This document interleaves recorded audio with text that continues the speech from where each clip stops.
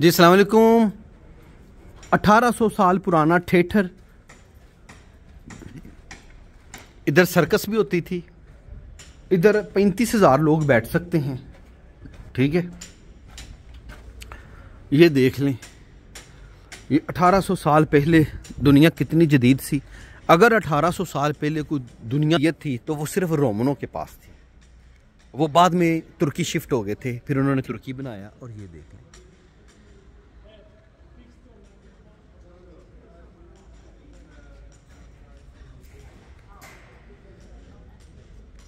देख रहे हैं, ये इसको कहते हैं कोलोजियम एल्जियम।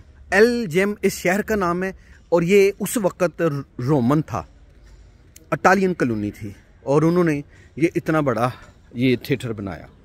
ठीक है, शुक्रिया।